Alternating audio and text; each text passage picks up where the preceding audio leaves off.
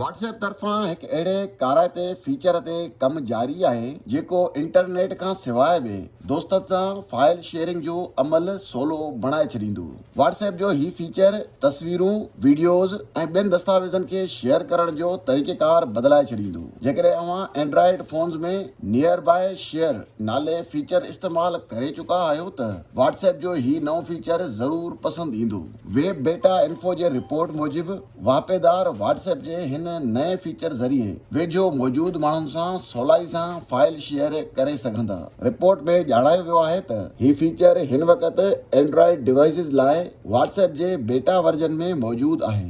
WhatsApp तरफ़ां नए feature बाबति 1 जनवरी 2024 में ॿुधायो वियो हो, पर हाणे तफ़सील साम्हूं आया आहिनि। रिपोर्ट में ॿुधायो वियो आहे त हीउ फीचर तॾहिं कमु कंदो जॾहिं ॿियनि माण्हुनि तरफ़ां शेयर जी दरख़्वास्त खे मंज़ूरी ॾिनी वेंदी। हिन फीचर तहत रुॻो उन्हनि माण्हुनि सां फाइल शेयर करणु मुमकिन हूंदो जेकी सारिफ़ जे राब्ते कॉन्टेक्ट लिस्ट में मौजूदु हूंदा। पर हिन फीचर जी अहम ॻाल्हि इहा आहे त हर क़िस्म जे फाइल्स खे इंटरनेट खां सवाइ शेयर करणु मुमकिन हूंदो। समूरे शेयर फाइल्स खे एन्क्रिप्शन तहफ़ुज़ हासिल हूंदो त जीअं कंहिं टे धुर उन ताईं पहुच हासिल न करे सघे।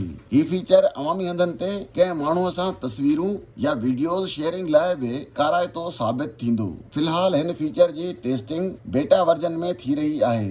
इन करे समूरनि वापेदारनि लाइ केसिताईं दस्तयाब हूंदो इन बाबति कुझु चवण वक़्त खां अॻु हूंदो, पर उमेद ज़ाहिर कई पई वञे त तमामु जल्द ही फीचर समूरनि वापेदारनि लाइ दस्तयाब हूंदो।